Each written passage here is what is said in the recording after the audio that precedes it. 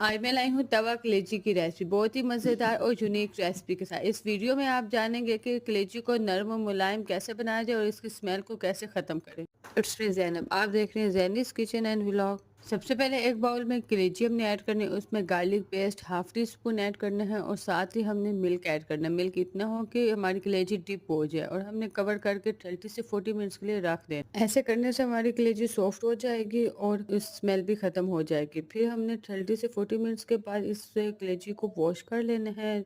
एक तवे पे हमने 2 से 3 टेबलस्पून कुकिंग ऑयल ऐड करना है और हमने साथ ही कलेजी ऐड कर देनी है जो हमने वॉश की थी। फिर हमने इसे तब तक फ्राई करना है जब तक कलेजी का पानी खुश्क ना हो जाए। जब कलेजी का पानी अच्छी तरह खुश्क हो जाए, थोड़ी सी ब्राउन हो जाए, तब अब हम मसाला रेडी करते हैं। 1 टेबलस्पून कुकिंग ऑयल डाला, 1 स्मॉल साइज का ऑनियन ऐड किया, चॉप ऑनियन हमने ऐड करना है। साथ ही 2 से 3 टमाटर फाइनली चॉप करके ऐड करने हैं और 2 चिलीज ऐड करनी है। हमने ये कलेजी को सॉल्ट डाल के ही फ्राई किया था, अभी कोई स्पाइसेस ऐड नहीं किए। जब हमारा मसाला थोड़ा पक जाए तब हमने बाकी स्पाइसेस ऐड करने हैं। Black pepper, salt, chilli flakes and chaat masala, ginger and garlic paste, ये सब इंग्रेडिएंट्स ऐड करके हमने कुक करना है और साथ ही हमने 2 टेबलस्पून लेमन जूस ऐड करना है।